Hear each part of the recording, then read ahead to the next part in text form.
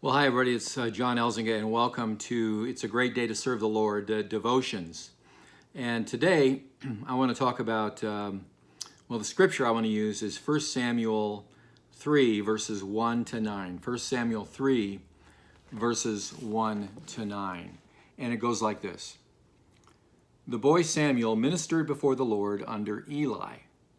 In those days, the word of the Lord was rare, and there were not so many visions. One night, Eli, whose eyes were becoming so weak that he could barely see, was lying down in his usual place. The lamp of God had not yet gone out, and Samuel was lying down in the temple of the Lord where the ark of God was. Then the Lord called Samuel.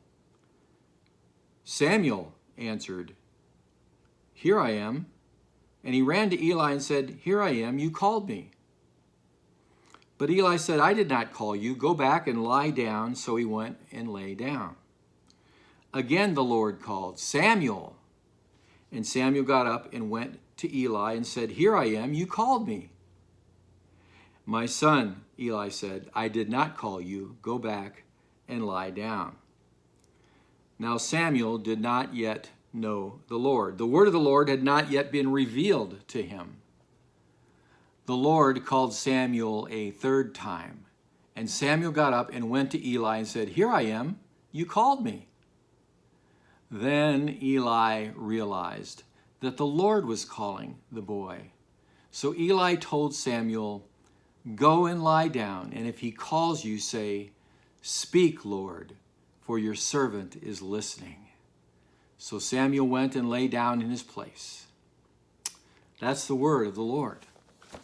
Now, it's a story that most of us know pretty well. Eli was a very old guy. Samuel was a young boy. And being an old guy now, I recognize that the young need us, frankly. And if you're younger than me, if you're younger than some of the people around you, you need the older. I believe God set it up this way. The older to the younger needing the older. There is a distinct relationship, and should be, between older and younger. Eli, being the older, after 3 tries that Samuel is hearing God's voice, recognized God's talking to him. This is God. And he tells Eli, "Go back, lay down again." Finally, after the 3rd time, "Go back and lay down. And if you hear the voice again, say, 'Here I am. Here I am. Your servant is here, Lord. I'm here. I'm listening. What do you have to say for me?'" I think younger people, and when I say younger, it can run the gamut, can't it? There is always to be a relationship between older and younger. Could be older brother to younger brother, older sibling to younger sibling. It could be the person that you work with who's older than you and have been around the block a few more times than you have. There is a relationship, and should be, from the older to the younger. Those younger, and if you are younger than anybody else, you need somebody older. Those younger need somebody to say to them, "I think this is from the Lord." I mean, all the stuff we've got going on in our life, God's voice can become muddled to us anymore. The confusion, the tension, the turmoil, work stuff, financial stuff, medical stuff. It's possible that the word from the Lord is not clear to you, that it's become muddled. And people need someone in their life to say, "I think this is from God. God's trying to tell you something here. This is important. This is significant. Take notice. Don't pass this up. Don't let this go by." Here's the question for you, the challenge question. Do you have an Eli in your life? Do you have someone older that you can go to? An older sibling? Do you have a parent, an uncle, a grandparent, a mentor, somebody in your life at work that is older?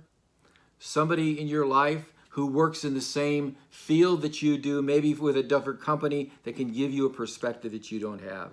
You need an Eli to give you perspective so that they can see maybe they can see what you don't see or hear what you don't hear.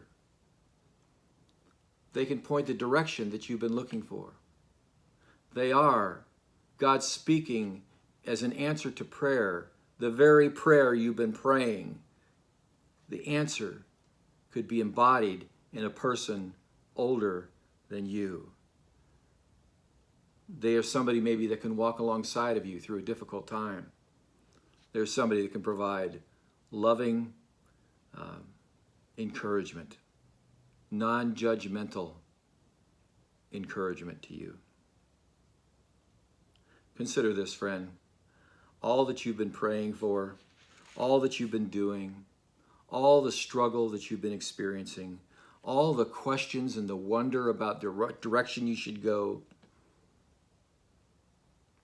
Have you gone to an Eli and asked, what do you think? God was in the encouraging nudge to Eli. Next time, say, here I am, Lord. It's from God, Samuel. It's from God. God was in the encouraging nudge that Eli gave to Samuel. God may well be in the nudge that you receive from a parent, from an older friend, from a brother, from a mentor. Dear friend, save yourself some agony. Maybe get rid of some of the pride that you have and ask yourself, is there an Eli in my life that I can go to help me hear what God is saying to me today? And what he might be saying could be so significant, it could alter and change the course of your life for good. That's the meditation for today, and God bless you, and remember, it's a great day to serve the Lord. So before you go out, as I've mentioned before, I'm primarily living on Social Security, and a couple of my kids are helping out a little bit, but as a whole, the greatest part of my income is Social Security, and that's not easy in California. So if you would consider this a devotional ministry to you, something that has meaning to you, something that has value to you, I would ask that you prayerfully consider providing some kind of donation. You can go to the link below, and that will take you to a page that is basically my product page that gives you various options of donation. And so if you decide to do that, I greatly, greatly appreciate it, and God bless you.